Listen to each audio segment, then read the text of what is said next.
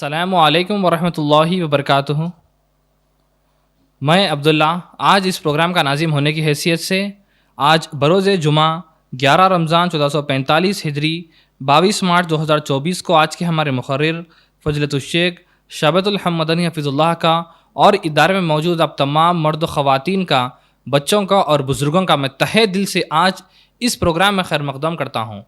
اب میں آپ تمام کو الف ٹی وی کا مختصر سا تعارف دینا چاہتا ہوں۔ Alif media networks and private limited ایک رجسٹرڈ میڈیا ہاؤس ہے جس کے تحت الف ٹی وی چلایا جاتا ہے۔ اس میڈیا ہاؤس میں علماء اور سپیکرز کے دینی اور اصلاحی بیانات کی پروفیشنل ویڈیو ریکارڈنگز کیے جاتے ہیں، ساتھ ہی ساتھ اسلامی question answers, interactive session, personality development workshop, اسلامی کڈس کیمپ، اسلامی کاؤنسلنگ وغیرہ کے بھی ایپیسوڈز ریکارڈ کیے جاتے ہیں۔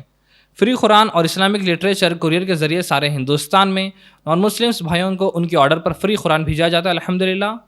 شرعی سوالات یا مسائل آج کے عالم کے مخصوص نمبر پر آپ تمام سوالات کر سکتے ہیں، جس کا واٹس اپ نمبر ہے 9966367600۔ انشاءاللہ آپ تمام کو تسلی بخش جوابات حاصل ہوں گے۔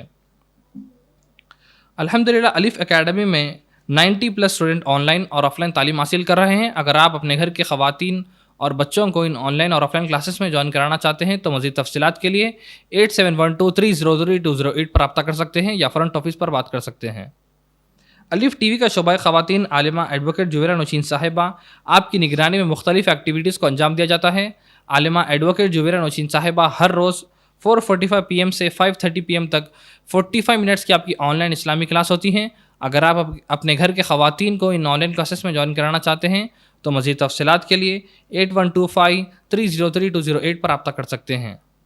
الف چیریٹیبل فاؤنڈیشن کے تحت ہر منگل ریشن ڈسٹریبیوشن، ہر جمعہ food distribution, old age home میں lunch arrangement, government children hospitals میں فروٹ ڈسٹریبیوشن، عمر دراز علماء کے لیے ہر ماہ ریفرنس مہیا کیا جاتا ہے الحمدللہ۔ اور اس رمضان المبارک ریشن، افطار اور سحر کا بھی انتظام کیا جا رہا ہے الحمدللہ۔ خاص ایڈوکیٹس اینڈ ایسوسیٹس کی جانب سے legal awareness programme, free matrimonial counselling اور لیگل گائیڈنس لاء اسٹوڈنٹس کیا جاتا ہے۔ اگر لاء سے متعلق آپ تمام یوٹیوبر ویڈیوز دیکھنا چاہتے ہیں تو جناب ایڈوکیٹ نظام علی خان صاحب کے ویڈیوز موجود ہیں، آپ تمام دیکھ سکتے ہیں۔ اب میں بنا کسی تاخیر کے آج کے ہمارے مقرر فضیلت الشیخ شعبۃ الحق مدنی حفظ اللہ کا مختصر سا تعارف اب تمام کو دینا چاہتا ہوں۔ آپ نے اسلامک یونیورسٹی مدینہ منورہ سے 2021 میں فراغت حاصل کیے ہیں اور اب آپ فی الحال حیدرآباد مرکز دارالہدیٰ حیدرآباد کے انچارج ہیں الحمدللہ۔ اور شیخ کے شہر حیدرآباد میں کئی سارے مساجد میں جمعہ خطبہ اور درس بھی ہوتے ہیں۔ اب میں بنا کسی تاخیر کے شیخ محترم کو دعوت دیتا ہوں کہ وہ اپنا بیان آغاز کرے بعنوان صحابہ کا رمضان اور ہمارا عمل، فضیلت الشیخ شعبۃ الحق مدنی حفظ اللہ۔ السلام علیکم ورحمۃ اللہ وبرکاتہ۔ الحمد للہ رب العالمین والصلاة والسلام علی رسولہ الامین وعلى آلہ واصحابہ اجمعین۔ اللہم علمنا ما ينفعنا وانفعنا بما علمتنا وزدنا علما۔ قابل احترام حاضرین مجلس و حاضرات، دوستوں اور عزیز بچوں، آج ہم جس عنوان کے تحت کچھ گفتگو کریں گے وہ عنوان ہے صحابہ اکرام رضوان اللہ تعالی علیہم اجمعین کا رمضان اور ہمارا عمل۔ معزز سامعین اکرام،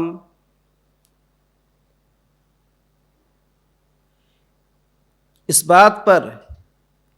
کسی بھی قسم کا شک و شبہ نہیں کہ اس کائنات میں انبیاء اور رسل کے بعد سب سے معزز، مکرم اور مبارک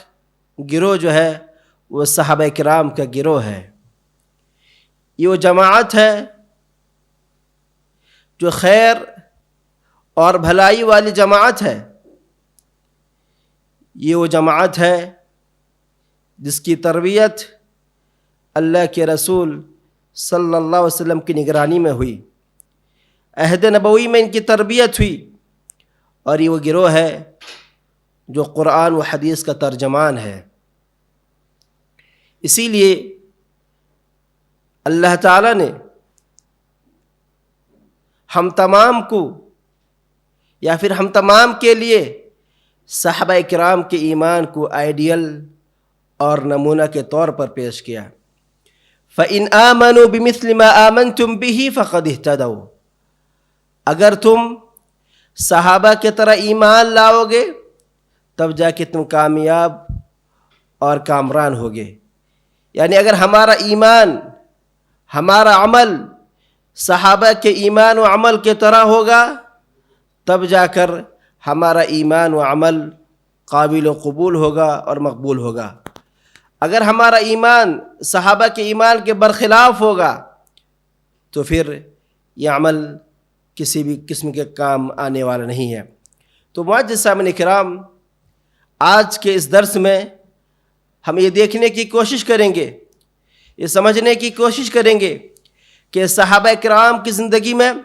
رمضان کی کتنی اہمیت اور قدر تھی، اور آج ہمارا عمل اور آج ہماری زندگی میں اس کے اہتمام اور اس کی قدر کس طرح ہے۔ معزز سامعین کرام، صحابہ کرام کے بارے میں آتا ہے کہ وہ رمضان کا استقبال کے لیے رمضان سے 6 ماہ پہلے جو ہے وہ دعا کرتے تھے، اور ان کے دعا کہ اللہ تعالیٰ ان کو رمضان جیسی بابرکت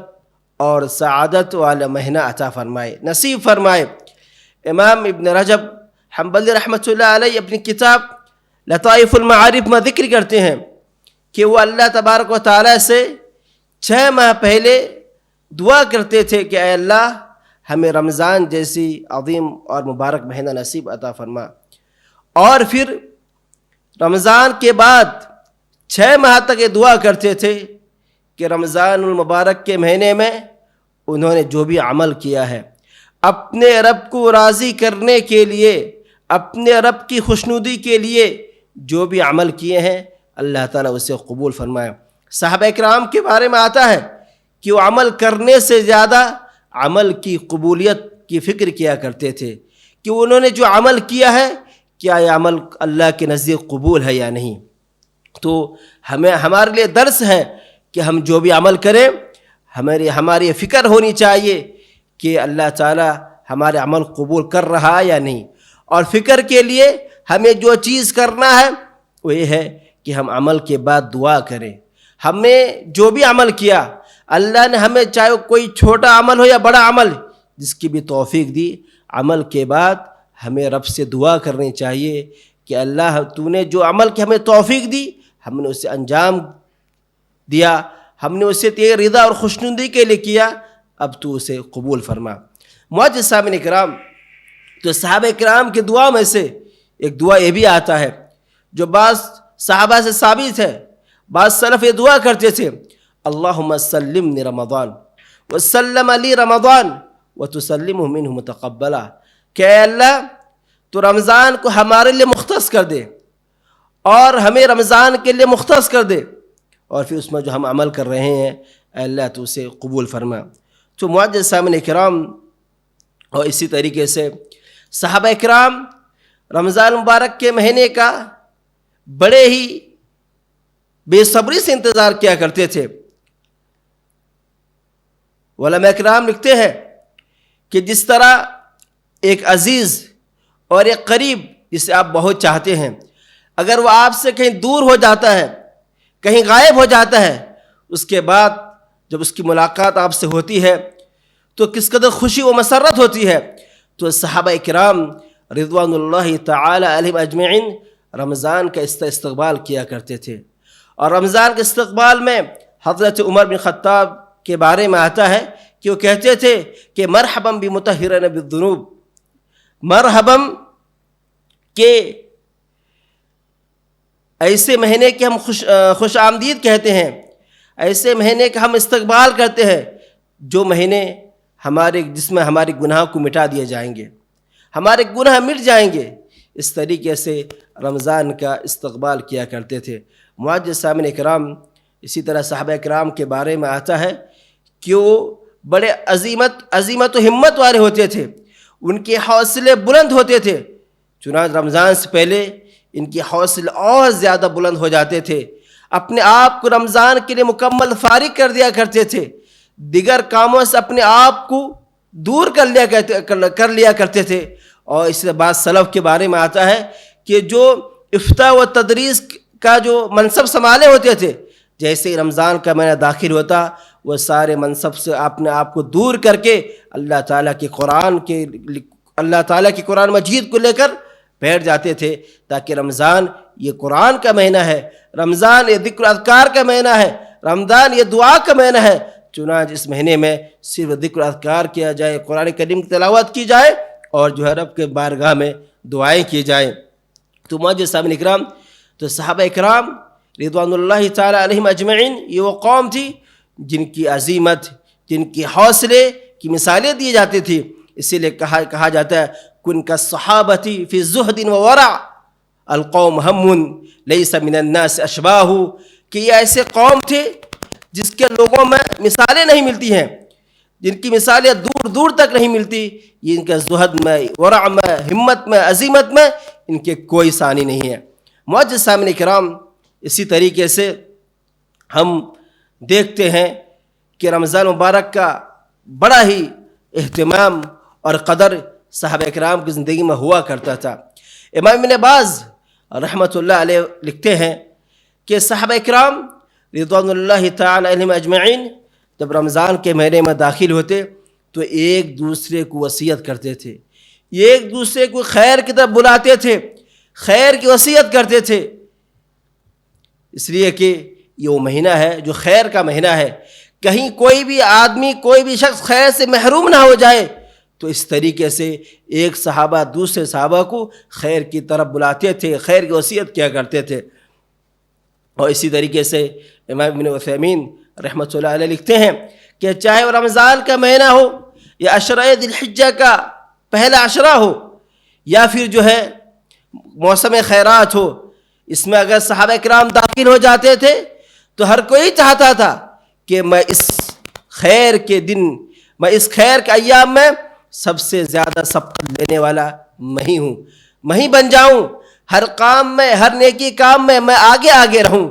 اس لیے کہ یہ ان کی دلیل ہے کہ یہ وہ قوم ہے جس کے بارے میں اللہ کے رسول نے فرمایا تھا خیر القرون قرنی ثم الذین یلونہم ثم الذین یلونہم، کہ یہ وہ صحابہ کا جو دور تھا، یہ وہ معزز و مکرم اشخاص تھے، شخصیات تھے جو خیر قرون میں سے شمار کیا جاتا ہے، جس کی خیریت کی دلیل اور گواہی اللہ کے رسول صلی اللہ علیہ وسلم نے دی ہے۔ تو معزز سامعین کرام، اب آئیے ہم یہ دیکھتے ہیں کہ صحابہ کرام جب روزے کی حالت میں ہوتے تھے تو ان کے اندر کس طرح کا ایمان ہوتا تھا۔ اللہ کے رسول نے فرمایا کہ من صام رمضان ایمانا واحتسابا غفر له ما تقدم من ذنبه، کہ جو شخص ایمان اور اجر ثواب کی نیت کے ساتھ رمضان کا روزہ رکھتا ہے تو اللہ تعالیٰ اس کے پچھلے سارے گناہ کو معاف کر دیتے تھے۔ جو صحابہ کرام جو روزہ رکھتے تھے تو ان کے اندر احساس ہوتا تھا، وہ ایمان کے اندر ہوتا تھا کہ اس روزے کی عوض اللہ تعالیٰ ہمارے پچھلے سارے گناہوں کو معاف کر دے گا۔ اور اس طریقے سے اللہ کے رسول صلی اللہ علیہ وسلم فرماتے ہیں من لم يدع قول الزور والعمل به فليس لله حاجة ان يدع طعامه وشرابه، کہ اگر کوئی شخص روزہ رکھتا ہے لیکن روزہ کی حالت میں جھوٹ بولتا ہے، جھوٹ پر عمل کرتا ہے، تو ایسے شخص کے روزے کو اللہ کی ضرورت نہیں، اس کی حاجت نہیں کہ وہ اپنے بھوک کو اور اپنے پیاس کو چھوڑے۔ معزز سامعین کرام، تو یہی مثالیں اگر ہم صحابہ کی زندگی میں دیکھتے ہیں تو وہ عین نظر آتا ہے۔ عمر بن خطاب رضی اللہ تعالیٰ عنہ کے بارے میں آتا ہے کہ وہ صحابہ کو فرماتے تھے کہ روزہ صرف کھانے اور پینے سے دور رہنے کا نام نہیں، کھانے اور پینے چھوڑنے کا نام روزہ نہیں، بلکہ روزہ اس چیز کا نام ہے کہ انسان اپنے آپ کو جھوٹ سے، باطل سے، لغو سے، لا یعنی باتوں سے اپنے آپ کو دور رکھے۔ اور اگر یہی چیز ہم اپنے زندگی میں دیکھتے ہیں، یہی چیز اگر ہم اپنے نفس کے ساتھ محاسبہ کرتے ہیں، ہمیں پتہ چلتا ہے کہ ہم اس میں کتنے مقصر ہیں۔ ہم اس میں کتنے پیچھے ہیں. ہم تو روزہ رکھتے ہیں لیکن ہماری زبان سے دوسروں کے بارے میں غیبت نکلتی ہے. ہم تو روزہ رکھتے ہیں لیکن ہماری زبان سے چغل خوری والی بات نکلتی ہے. ہم تو روزہ رکھتے ہیں لیکن اس کے باوجود بھی جھوٹ بات سے نہ باز آتے ہیں, نہ جھوٹ پر عمل کرنے سے ہم دور ہوتے ہیں. تو معزز سامعین کرام, اگر ہم روزہ کی حالت میں جھوٹی باتوں سے پرہیز نہیں کرتے, لا یعنی باتوں سے پرہیز نہیں کرتے, تو پھر ہمارے روزہ کی اللہ کو ضرورت نہیں ہے. تو معزز سامعین کرام, صحابہ کرام کی زندگی سے ہمیں یہ پتہ چلتا ہے کہ اگر ہم روزے کی حالت میں ہوں تو اپنے آپ کو ہر اس چیز سے دور رکھیں جس سے روزہ کے اجر میں کمی ہو سکتا ہے. ہر اس چیز سے اپنے آپ کو دور رکھیں جس سے روزہ فاسد ہو سکتا ہے. معزز سامعین کرام, اسی طرح عبداللہ بن جابر رضی اللہ تعالیٰ عنہ سے روایت ہے, وہ کہتے ہیں یا وہ فرماتے ہیں کہ اذا صمت فلیسم سمعک وبصرک ولسانک, کہ اگر تم روزے سے ہو, اگر تم روزے رکھ رہے ہو تو آپ کے اندر یہ شعور ہونا چاہیے, آپ کو احساس ہونا چاہیے کہ صرف آپ روزہ نہیں رکھ رہے ہیں بلکہ آپ کے زبان کو بھی روزہ رکھنا چاہیے, آپ کے کان کو بھی روزہ رکھنا چاہیے, آپ کے آنکھ کو بھی روزہ رکھنی چاہیے. اللہ اکبر. یعنی اس سے بتانا چاہ رہے ہیں کہ ہم اپنے اعضاء کو ہر اس چیز سے دور رکھیں جس میں اللہ تعالیٰ کا غضب اور غضب ہے. ہر وہ چیز سے روزہ کی حالت میں ہم اپنے آپ کو دور رکھیں, اپنے اعضاء کو دور رکھیں جس سے ہمارا روزہ کے اجر میں نقص ہو سکتا ہے, کمی ہو سکتی ہے. تو معزز سامعین کرام, اگر آپ روزہ رکھ رہے ہیں تو آپ کے اندر یہ شعور ہونا چاہیے کہ آپ کا آنکھ بھی روزہ رکھ رہا ہے. اگر یہ شعور آپ کے اندر داخل ہو جائے کہ آپ کا آنکھ بھی روزے سے ہے تو یقین مانیے آپ ہر اس چیز کو دیکھنے سے دور ہو جائیں گے جس میں اللہ کی رضا نہ ہو, جس میں اللہ تعالیٰ غضب و غضب ہو. ان ساری چیز سے اپنے آپ کو دور رکھیں گے. اگر آپ کے اندر یہ شعور پیدا ہو جائے کہ میرا کان بھی روزہ رکھا ہے تو پھر آپ اپنے کان کے ذریعے ہر اس چیز کو سننے سے باز رکھیں گے, دور رہیں گے جس سے آپ کے اندر گناہ میں آپ داخل ہو سکتے ہیں یا گناہ میں آپ مبتلا ہو سکتے ہیں. جیسے کہ نہ آپ گانے سنیں, اگر کسی غیبت ہو رہی ہے نہ اس مجلس کو جائیں, نہ کسی کا چغل خوری کیا جا رہا ہے اس کی باتوں کو سنیں یا کسی کے تجسس کریں. ان سارے باتوں کو اپنے کان سے دور رکھنا چاہیے, اس لیے کہ روزے کی حالت میں آپ کے ساتھ آپ کا کان بھی روزے سے ہے. اور اسی طریقے سے زبان, انسان سب سے زیادہ جو گناہ کرتا ہے وہ زبان کو جز کرتا ہے. اس لیے اللہ کے رسول نے کہا اگر کوئی آدمی اپنے زبان کی ضمانت مجھے دیتے, بین الحی, اگر کوئی اس چیز کی ضمانت مجھے دے دے تو پھر میں اسے جنت کی ضمانت دیتا ہوں. معزز سامعین کرام, یہی وہ زبان ہے جس کی وجہ سے بہت سارے فسادات اس دنیا کے اندر پائے جاتے ہیں. ہمارے معاشرے کے جو فسادات, جو گناہ, جو تباہیاں ہو رہی ہیں سب اسی زبان کو جیسے ہو رہی ہیں. انسان دوسروں کے بارے میں چغل خوری کرتا ہے, دوسروں کے بارے میں جھوٹ بولتا ہے, دوسروں کے بارے میں عیب والی بات بولتا ہے جس کی وجہ سے رشتہ داری ٹوٹ جاتی ہے, رشتوں میں دراڑیں پیدا ہوتی ہے اور اس طریقے سے یہ ایک دوسرے کا دل ٹوٹتا ہے. تو معزز سامعین کرام, تو ہمیں چاہیے کہ ہم روزے کی حالت میں اپنے آپ کو اس طرح رکھیں, اپنے اندر یہ شعور پیدا کریں کہ صرف ہم روزے سے نہیں بلکہ ہمارا پیر, ہمارا ہاتھ, ہمارا کان, ہمارا آنکھ, ہمارا ناک, ہمارا سارا کا سارا جسم جو ہے روزے سے ہے. معزز سامعین کرام, اسی طریقے سے عبداللہ بن جابر فرماتے ہیں کہ وَلَا تَجْعَلْ يَوْمَ صِيَامِكَ وَفِطْرِكَ سَوَا, کہ آپ ایسا نہ ہو جاؤ کہ آپ کا روزے کا دن اور روزے کے بغیر کا دن دونوں برابر ہو جائیں. تو معزز سامعین کرام, اس ٹکڑے پر ہمیں غور کرنی چاہیے کہ اگر ہم روزے سے ہیں تو ہماری حالت سے پتہ ہونا چاہیے. دوسرا آدمی دیکھ کر بول دے کہ یہ شخص روزے سے ہے. اگر آپ روزے سے ہیں, کسی کو گالی دے رہے ہیں, آپ روزے سے ہیں تو جھوٹ بول رہے ہیں, تو پھر آپ کا روزہ رکھنا اور نہ رکھنا دونوں برابر ہے. تو اسی بات کو بیان کیا گیا کہ اب ایسا مت ہو جاؤ کہ آپ کا روزہ رکھنے والا دن اور روزہ نہ رکھنے والا دن دونوں برابر ہو جائے.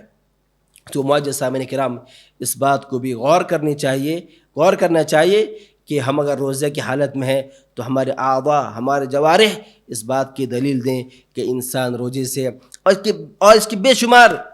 جو ہے حدیثیں ہمیں بتلائی گئیں کہ اگر آپ روزے کی حالت میں ہیں کوئی آپ کو گالی دیتا ہے تو کہو انی مرء صائم. اگر روزے کی حالت میں تو کسی کو گالی بن دیں. اگر روزے کی حالت میں ہے تو کسی کے ساتھ لعن طعن نہ کریں. یہ ساری چیزیں ہمارا دین ہماری شریعت ہمیں بتاتی ہے. بس ضرورت اس بات کی ہے کہ ہم ان ساری باتوں کو سننے کے بعد اس پر عمل کریں.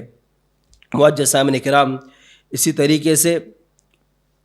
حضرت ابو ذر رضی اللہ تعالیٰ فرماتے ہیں کہ اگر آپ روزے کی حالت میں ہیں تو کوشش کریں کہ ہر اس چیز سے اپنے آپ کو محفوظ رکھیں, ہر اس چیز سے اپنے آپ کی حفاظت کریں جس سے روزہ کے اجر میں نقص اور کمی ہو سکتی ہو. معزز سامعین کرام اس کے بعد ہم دیکھتے ہیں کہ روزہ کی حالت میں صحابہ کرام رضوان اللہ تعالیٰ علیہم اجمعین قرآن کے ساتھ کس قدر ان کا تعلق تھا. معزز سامعین کرام اللہ تعالیٰ نے اپنی کتاب قرآن مجید کے نزول کے لیے اس مہینے کا انتخاب کیا,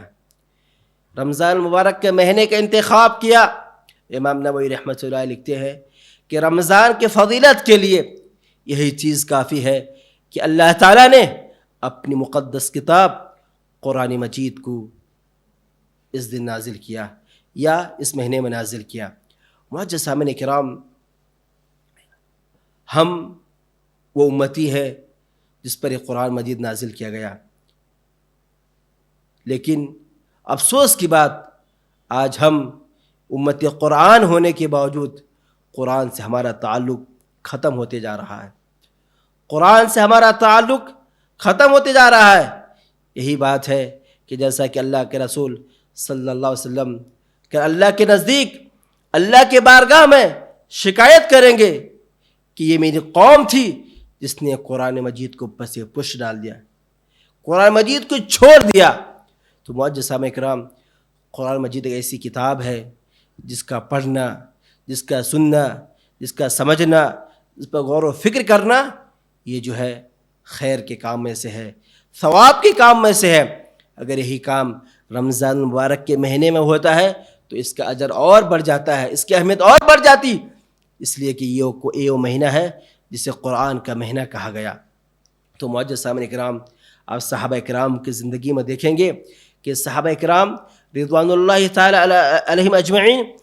قرآن کی کس قدر اس مہینے میں تلاوت کیا کرتے تھے. حضرت عثمان بن عفان کے بارے میں آتا ہے, کہا جاتا ہے کہ وہ ایک دن میں قرآن ختم کر دیا کرتے تھے, ایک دن میں قرآن ختم کیا کر دیتے تھے. ذرا غور کیجئے کہ آج ہمارا یہ حال ہے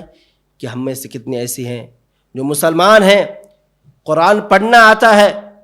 قرآن سمجھنا آتا ہے, لیکن قرآن پڑھنے کی انہیں توفیق نہیں, قرآن پڑھنے کی انہیں توفیق نہیں. تو معزز سامعین کرام رمضان مبارک کے مہینے میں قرآن کو لازم کے ساتھ پڑھیں. یہ وہ کتاب ہے جو کتاب انقلاب ہے, یہ وہ کتاب ہے جس کے ذریعے اللہ تعالیٰ جو ہے بلندیاں اور مقام و مرتبہ عطا کرتا ہے. ان اللہ یرفع بہذا القرآن اقواما ویضع بہ آخرین, کہ یہ وہ قرآن ہے جس کے ذریعے اللہ تعالیٰ کسی قوم کو بلندی عطا کرتا ہے, سلطنت عطا کرتا ہے, حکومت عطا کرتا ہے. لیکن اگر اسی قرآن کو پش پس ڈال دیں, اگر ان قرآن کو چھوڑ دیں تو پھر ہماری زوال انحطاط کا شکار ہو جاتے ہیں, اور اس کا ذریعہ اسی قرآن مجید کو چھوڑنا اور اس سے روگردانی کرنا ہے. تو معزز سامعین کرام اگر ہم صحابہ کرام کی زندگی میں دیکھتے ہیں کہ وہ قرآن کو تدبر کے ساتھ پڑھا کرتے تھے, ایک ایک حرف پر غور کرتے تھے. جیسا کہ حدیث میں آتا ہے کہ صحابہ کرام جب تک اگر اللہ کے رسول 10 آیت سیکھ لیں اس وقت تک اللہ کے رسول کو اور آیت نہیں سکھاتے تھے جب تک وہ 10 آیت پہ وہ سیکھ کر تو عمل کرنا نہ شروع کر دیں، اس پر غور و فکر کرنا نہ شروع کر دیں، اس وقت اللہ رسول اور 10 آیت ان کو نہیں سکھاتے تھے۔ تو معزز سامعین کرام، لیکن رمضان مبارک کے مہینے میں ان کا تعلق قرآن سے اور زیادہ مضبوط ہو جاتا ہے، اور زیادہ گہرا ہو جاتا ہے۔ اور اس طرح کئی اسلاف کے بارے میں آتا ہے کہ کوئی 3 دن میں قرآن مجید کو ختم کیا کرتے تھے، کوئی 7 دن میں قرآن مجید کو ختم کیا کرتے تھے۔ حضرت عائشہ کے بارے میں آتا ہے کہ جب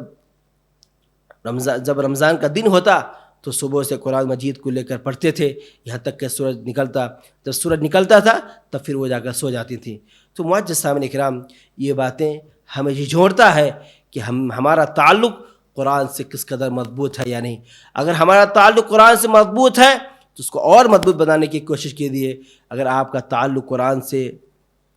مضبوط نہیں ہے تو اللہ سے دعا کیجیے، اپنی اصلاح کی طلب اپنے اندر پیدا کیجیے، انشاءاللہ اللہ تعالیٰ آپ کی اصلاح کرے گا، اور آپ کو جس نیت کے ساتھ آپ اللہ سے دعا کرتے ہیں، طلب رکھتے ہیں، اللہ تعالیٰ وہ چیز آپ کو عطا کرے گا۔ معزز سامعین کرام، صحابہ کے بارے میں آتا ہے کہ جب قرآن مجید کسی آیت سے گزرتے، اگر جنت کی آیت ہوتی، خوشخبری والی آیت ہوتی تو اسے دہراتے، اسے پڑھتے، اور اگر کہیں عذاب والی آیت آتی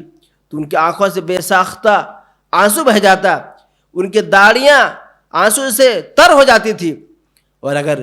کہیں ایسی بات آ جاتی جہاں صدقہ خیرات کی بات آ جاتی تو فوراً صدقہ خیرات کرنے کے لیے تیار ہو جاتے تھے۔ اسی ضمن میں ایک واقعہ آتا ہے کہ حضرت طلحہ رضی اللہ تعالیٰ عنہ یہ انصار کے بہت بڑے تاجر تھے۔ اللہ تعالیٰ نے آپ کو بہت ساری دولت سے نوازا تھا۔ آپ کے پاس ایک باغ تھا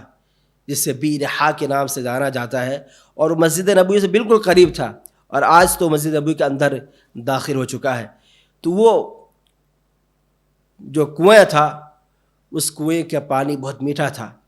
باغ کے اندر کنواں تھا اور اس کنویں کا پانی بہت میٹھا تھا، اور یہ باغ ان کو اس لیے بھی زیادہ محبوب تھا، ان کے نزدیک زیادہ محبوب تھا اس لیے کہ اللہ کے رسول صلی اللہ علیہ وسلم اس باغ میں جایا کرتے تھے، اس باغ میں جایا کرتے تھے، اور اس کے پانی سے سیراب ہوا کرتے تھے، اس کے پانی پیا کرتے تھے۔ تو اس وجہ سے بھی یہ باغ حضرت طلحہ رضی اللہ تعالیٰ عنہ کے پاس بہت زیادہ محبوب تھا۔ قرآن مجید کی آیت نازل ہوتی ہے لن تنالوا البر حتى تنفقوا مما تحبون۔ جب یہ آیت نازل ہوتی ہے، بھرے مجلس میں کھڑے ہو جاتے ہیں اور کہتے ہیں اے اللہ کے رسول، میرے نزدیک سب سے پسندیدہ اگر کوئی سامان ہے تو وہ بیرحا ہے، اور میں اسے اللہ کے راستے میں وقف کرنے کے لیے تیار ہوں۔ یہ آیت یہ نازل ہوئی کہ کوئی آدمی اس وقت تک خیر کو نہیں پا سکتا، خیر کو حاصل نہیں کر سکتا، نیکی نہیں مل سکتی اس کو، جب تک کہ وہ اپنے پاس جو سب سے زیادہ محبوب چیز ہے اسے اللہ کے راستے میں خرچ نہ کرے۔ یہ آیت کا سننا تھا۔ آپ اپنی جو سب سے پسندیدہ باغ جس میں آپ رہتے تھے، جس کے پانی آپ پیتے تھے، جس کے جھاڑوں کے نیچے آپ آرام کیا کرتے تھے، یہ سارے کو اللہ کے لیے وقف کر دیا۔ آج یہ جذبہ ہمارے اندر سے غائب کیوں ہے؟ اگر آج ہم کو بلا کر بھی کہا جاتا ہے، اگر ہمارے کو قرآن کی آیت سنا کر صدقہ و خیرات اور زکوٰۃ کی فضیلت بیان کی جاتی ہے، اس کے باوجود بھی ہم یہ سمجھتے ہیں کہ کہیں اگر ہم اپنے مال سے صدقہ کریں گے یا اپنے مال سے زکوٰۃ ادا کریں گے تو ہمارے مال میں کمی ہو جائے گی۔ معزز سامعین کرام، یہ ساری چیزیں ہماری ناقص ایمان کی دلالت ہے۔ ابھی بھی ہمارا ایمان مکمل نہیں ہوا ہے۔ اگر ہمارا ایمان مکمل ہو جاتا تو ہر خیر کے کام میں ہم آگے بڑھ جاتے اور ہر شر کے کام سے ہم پیچھے ہٹ جاتے۔ تو معزز سامعین کرام، تو رمضان مبارک کے مہینے میں قرآن سے اپنے تعلقات کو مضبوط کیجیے، اور اگر آپ کو قرآن پڑھنا نہیں آتا ہے تو کم از کم جو تراویح کی نماز ہوتی ہے اس میں جا کر قرآن سنیے، قرآن کھڑ کر سنیے، اس لیے کہ قرآن سننا بھی عبادت ہے، اور قرآن سننے کے ذریعے بھی اللہ تعالیٰ ہمیں ہدایت دے سکتا ہے۔ تو معزز سامعین کرام، اور ایک بات یہ بتاتے چلوں کہ ایک حدیث ہے کہ 3 دن سے کم میں قرآن مجید کو ختم نہیں کرنا چاہیے، کم از کم 3 دن تک، 3 دن کے بعد جو قرآن مجید کو ختم کرنی چاہیے، اس سے کم مدت میں قرآن مجید کو پڑھ کر ختم نہیں کرنا چاہیے۔ لیکن امام ابن رجب الحنبلی رحمۃ اللہ علیہ جو ہے حضرت عثمان کے قول کو نقل کرنے کے بعد لکھتے ہیں کہ اگر کوئی شخص ایسے زمانے میں ہو جو مقدس زمانہ ہے، مقدس وقت ہے، جیسے عشر ذی الحجہ کا وقت ہے،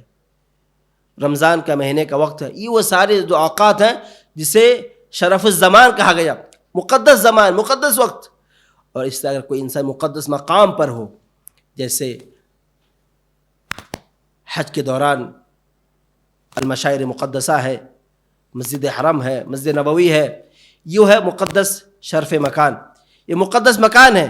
اگر مقدس زمان یا مقدس مکان میں کوئی آدمی اس کو غنیمت سمجھتے ہوئے، ان مقدس ایام کو غنیمت سمجھتے ہوئے اگر قرآن مجید کی تلاوت کرتا ہے، اس سے 3 دن سے پہلے ختم کرتا ہے، تو اس میں کوئی حرج کی بات نہیں. اور یاد رہے کہ اس پر مداومت نہیں کرنی چاہیے کہ مجھے 3 دن سے پہلے ہی ختم کرنا چاہیے. اور بعض علماء کرام یہ بھی لکھتے ہیں کہ صحابہ کرام کی زندگی میں جو کوئی قرآن کو 1 رات میں ختم کرتے تھے، کوئی قرآن کو 1 دن میں ختم کرتے تھے، کوئی قرآن کو 3 دن اور 7 دن میں ختم کرتے تھے، اس کا معنی یہ ہوتا تھا کہ وہ قرآن کے ایک آیت کو بار بار دہراتے تھے، بار بار دہراتے تھے، تاکہ وہ آیت ان کے اندر اتر جائے. عمل کے اعتبار سے، ایمان کے اعتبار سے، یقین کے اعتبار سے تو اتنا دہراتے تھے ایک آیت کو، تو گویا اگر ہم کاؤنٹ کریں گے تو 1 رات میں یا 1 دن میں ایک قرآن مکمل ختم کرنے کے برابر ہو جاتا تھا. تو معجزہ کرام کہنے کا مطلب ہے کہ ہم بھی اپنا تعلق قرآن سے مضبوط کریں، اس لیے کہ یہی وہ قرآن ہے جس کے ذریعے اللہ نے ہمیں ہدایت عطا کیا. یہی قرآن ہے جو کتاب شفا ہے، یہی وہ قرآن جو کتاب ہدایت ہے. اگر آپ کو شفا چاہیے، آپ بیمار ہیں، تو قرآن اٹھا کر دیکھیے، قرآن پڑھ کر دیکھیے، پھر آپ دیکھیں گے کہ اس کا اثر آپ کے دلوں میں، آپ کے دماغ میں اور آپ کا مرض میں کس طرح ہوتا ہے. لیکن شرط ہے کہ اس یقین کے ساتھ، اس ایمان کے ساتھ ہم قرآن مجید تلاوت کریں. ایک واقعہ بیان کرتے ہوئے اپنے بات کو آگے بڑھاتا ہوں. یاسر دوسری جو اس وقت امام حرم ہیں، وہ بیان کرتے ہیں کہ وہ امام حرم سے پہلے ریاض کے کسی مسجد میں وہ امام تھے، اور نماز کے بعد ان کا معمول تھا کہ وہ جو لوگوں سے اگر کوئی ان کے شاگرد آتا تو ان سے قرآن سنا کرتے تھے. تو بول رہے ہیں کہ اچانک میں اپنے شاگرد قرآن سن رہا ہوں، ایک آدمی داخل ہوتا ہے، نوجوان ہے، اور کہتا ہے کہ اے شیخ جو ہے مجھے جو ہے قرآن پڑھ کر سنائیے، یا مجھ پر قرآن پڑھیے، میں پریشان ہوں. تو شیخ نے ان سے کہا کہ آپ پہلے جائیے 2 رکعت نماز پڑھیے، پھر اس کے بعد جو ہے میں قرآن آپ کو پڑھ کر سناتا ہوں. تو وہ شخص وضو کرتا ہے، اور وضو کر کے 2 رکعت نماز پڑھ کر قرآن پڑھنے لگتا ہے. اور شیخ کو یہ اندازہ ہو چکا تھا کہ اسے اس وقت جو پریشان حال تھا، اسے قرآن کی تلاوت کی ضرورت تھی، اس کے روح کو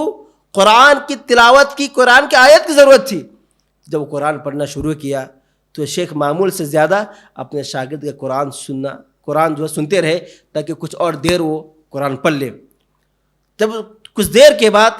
اس آدمی کو بلائے کہ اب آؤ میں تمہیں قرآن مجید پڑھ کر سناؤں گا، تو آدمی بولتا ہے کہ اب مجھے ضرورت نہیں، مجھے جو چیز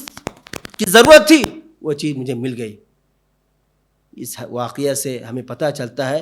کہ جس طرح ہمارے جسم کو کھانے کی ضرورت ہے، اسی طرح ہمارے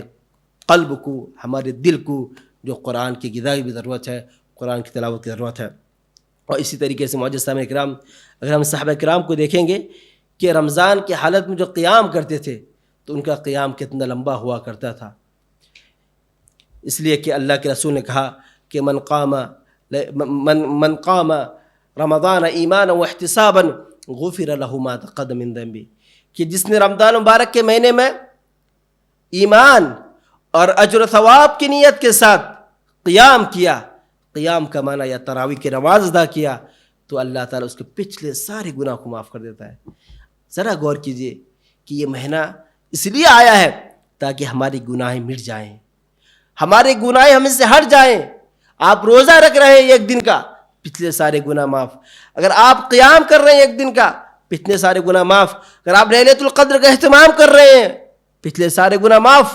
یہ ساری چیز اس بات پر دلالت کرتی ہے کہ یہ مہینہ کتنا مقدس, کتنا معظم ہے. اور وہ اس لیے آتا ہے کہ بندوں کے, ہمارے جو گناہ گار ہیں, خطا کار ہیں, ہم سے جو گناہ سرزد ہو چکی ہیں, ہم اس مہینے میں اپنے گناہوں کا جو ہے اتار دیں, اپنے گناہوں کو دھل لیں رب کی بارگاہ میں اپنے آپ کو پیش کر کے. معزز سامعین کرام, صحابہ کرام کے بارے میں آتا ہے کہ وہ جب ایک ایک رکعت میں قرآن کو ختم کر لیا کرتے تھے, اتنی لمبی لمبی قرات کیا کرتے تھے. بلکہ حضرت عمر فاروق کے بارے میں آتا ہے کہ آپ نے صحابہ کو حکم دیا, 2 صحابہ کو حکم دیا کہ وہ لوگوں کو نماز پڑھائے, اور ایک ایک رکعت میں 200 آیت جو ہے تلاوت کر لیا کرتے تھے. کہا جاتا ہے کہ ایک رکعت میں سورہ بقرہ مکمل پڑھ لیا کرتے تھے, اور اگر کبھی 8 رکعت میں سورۃ البقرہ مکمل کرتے تو لوگ کہتے کہ آج جو ہے ذرا ہلکا کر دیا گیا, ذرا تخفیف کر دی گئی. لیکن آج ہمارا یہ حال ہے کہ سال میں ایک بار بھی اگر ہم قیام اللیل کے لیے ایسے مسجد کو ڈھونڈتے ہیں جہاں جلدی تراویح ختم ہوتی ہو, جہاں تراویح جلدی ختم ہو جاتی ہو, اور ہم میں سے کتنے ایسے ہیں جو تراویح پڑھتے بھی نہیں. معزز سامعین کرام, یہ رمضان بڑا ہی مختصر سا مہینہ ہے. اب دیکھیے, دیکھتے دیکھتے اس کا ایک عشر نکل گیا. آج ہم 11ویں روزے میں ہیں اور چند دنوں کے بعد رمضان ہم سے رخصت ہو جائے گا. تو لہذا جو ایام باقی ہیں ان ایام میں اپنے آپ کو مضبوطی کے ساتھ اللہ کی طرف آگے بڑھیے, توبہ کیجیے, استغفار کیجیے. اگر آپ نے پچھلے 10 دن میں نیک عمل کیا ہے, اپنے رب کو راضی کرنے کی کوشش کی ہے, آپ سے جتنا ہو سکا اتنا اگر نیک عمل میں پیش آگے رہے ہیں, تو بقیہ جو دن باقی ہیں ان ایام میں بھی اپنے آپ کو آگے رکھیے, نیکی کے کام میں بڑھ کر آگے بڑھیے. لیکن اگر آپ نے ان 10 ایام میں تقصیر کے ساتھ گزارا ہے, ان 10 ایام کو ایسے ہی جو ہے کھیلتے کودتے لہو لعب میں, لا یعنی باتوں میں, لا یعنی کاموں میں گزار دیا ہے, تو آپ کے پاس اور بھی 2 عشرے ہیں, اور بھی 20 دن آپ کے پاس ہیں. تو ان ایام میں زیادہ سے زیادہ نیکی کرنے کی کوشش کیجیے, اپنے رب کو راضی کرنے کی کوشش کیجیے, تاکہ ہمارا رب بڑا غفور ہے, کریم ہے, رحیم ہے, اپنے بندوں کے توبہ سے خوش ہوتا ہے. بس شرط یہ ہے کہ ہم اپنے رب کی طرف آگے بڑھیں, اپنے رب کے سامنے اپنے جبیہوں کو ٹیکیں, سجدہ کریں, دعائیں کریں, رب سے مانگ کر دیکھیں. انشاءاللہ آپ کا رب ضرور آپ کے گناہوں کو مٹائے گا, آپ کے دلوں کو اس سے قریب کرے گا, اور آپ کو رمضان کا اجر, قیام کا اجر, صیام کا اجر اور قرآن پڑھنے کا اجر آپ کو عطا کرے گا. معزز سامعین کرام, اسی طرح لیلۃ القدر یہ وہ رات ہے جس میں اللہ تعالیٰ نے قرآن مجید کو نازل کیا, اور یہ رات 1000 مہینوں کی رات سے بہتر ہے. اگر 1000 مہینوں کے رات کو انسان کی عمر سے ڈیوائڈ کریں گے, انسان کے ایج سے ڈیوائڈ کریں گے, تو تقریباً 83 سال 400 مہینے کے برابر ہوتا ہے. اگر ہم نے لیلۃ القدر کو پا لیا ایک رات, تو 83 سال کے عمر کا ہمیں اجر و ثواب ملے گا. آج 83 سال ہم زندہ رہیں گے یا نہیں رہیں گے, لیکن اگر ہم نے لیلۃ القدر کا اہتمام کیا, اللہ کی توفیق اگر یہ ہمیں مل گئی, تو پھر سمجھیے کہ 83 سال تک ہمیں اس کا اجر اور اس کا ثواب ملے گا. معزز سامعین کرام, صحابہ کرام رضوان اللہ تعالیٰ علیہم اجمعین لیلۃ القدر لے کے فکر مند رہا کرتے تھے. حضرت ابن عباس فرماتے ہیں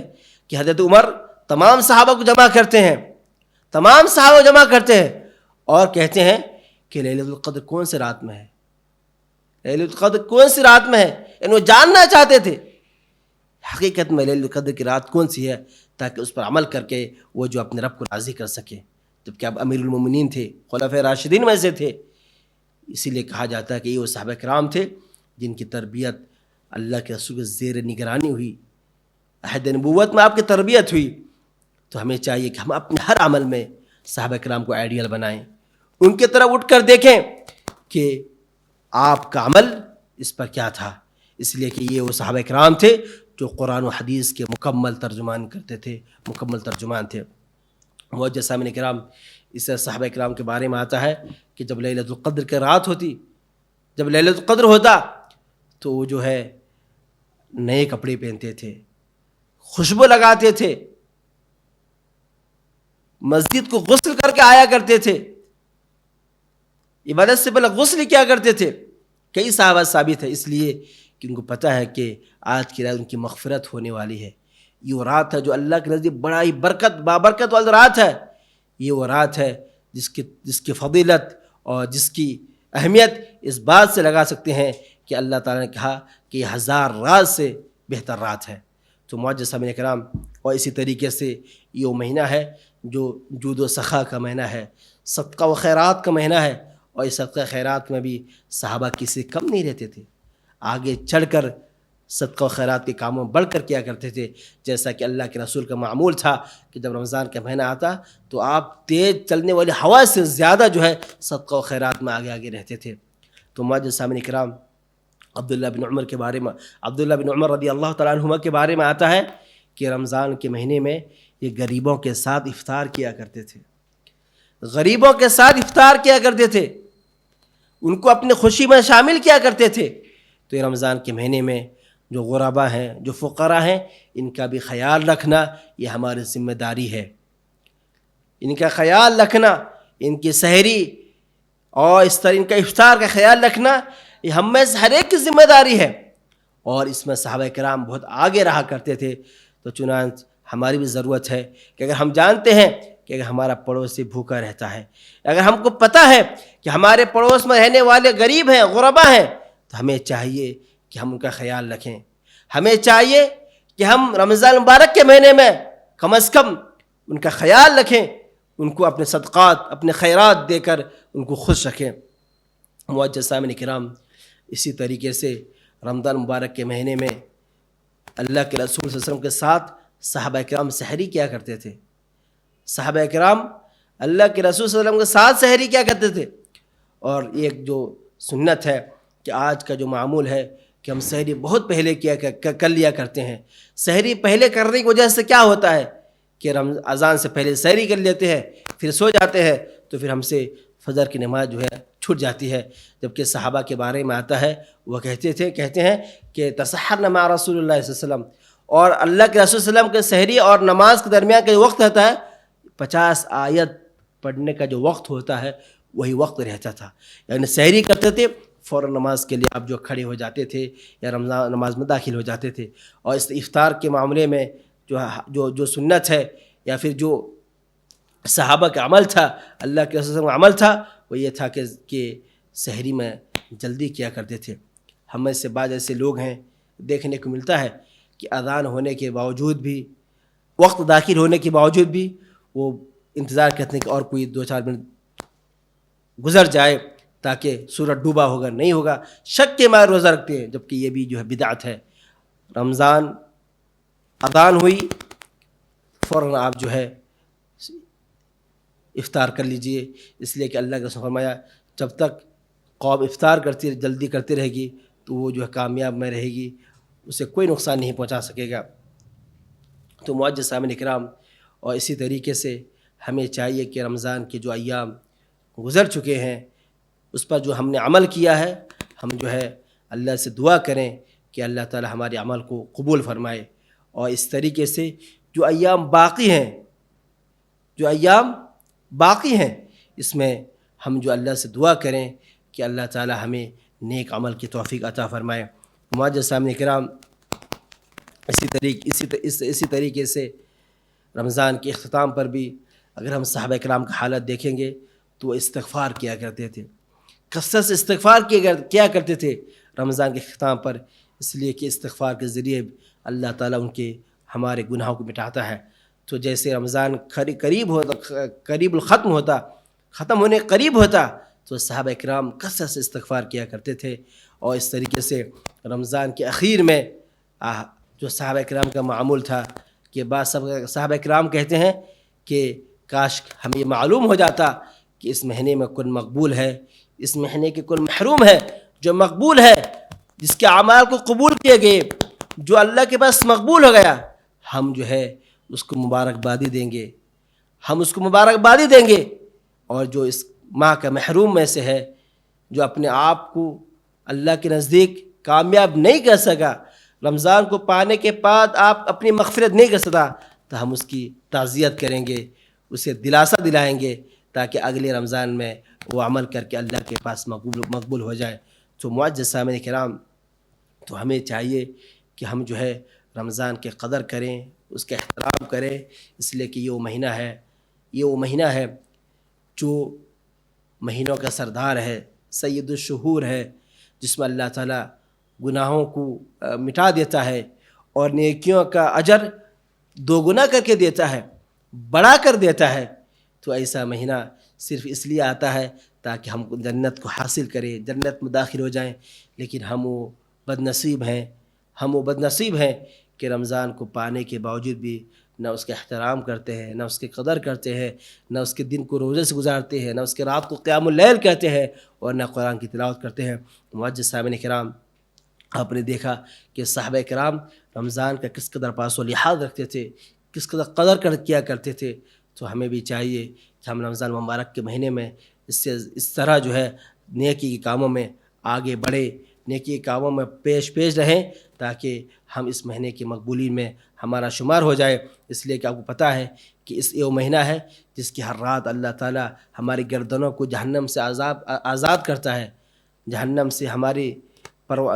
سے آزادی کا پروانہ اللہ تعالیٰ دیتا ہے۔ تو لہذا ہمیں چاہیے کہ کثرت سے دعا کرے، اور خاص کر کے جو لیلۃ القدر کی دعا سکھائی گئی، اللہم انک عفو تحب العفو فاعف عنی، اس دعا کو بھی لازم پکڑے۔ اور اب وقت اجازت نہیں دیتا، انہی باتوں کے ساتھ میں اپنی باتوں کو ختم کرتا ہوں، اور اللہ تعالیٰ سے دعا گو ہوں کہ اللہ تعالیٰ ہمیں کہنے اور سننے سے زیادہ عمل کرنے کی توفیق عطا فرمائے۔ اللہ تعالیٰ صحیح معنوں میں رمضان کی قدر کرنے کی ہمیں توفیق عطا فرمائے، اور ہم نے رمضان مبارک کے اس گزرے ہوئے ایام میں جو عمل کیے ہیں اللہ تعالیٰ اس سے قبول فرمائے، اور جو ایام باقی ہیں ان ایام میں اللہ تعالیٰ ہمیں زیادہ سے زیادہ نیک عمل کرنے کی توفیق عطا فرمائے۔ اقول قولی هذا واستغفر الله لي ولكم ولسائر المسلمين من كل ذنب فاستغفروه انه كان لأوابين غفورا، وصلى الله تعالى على نبينا الكريم، والسلام عليكم ورحمة الله وبركاته۔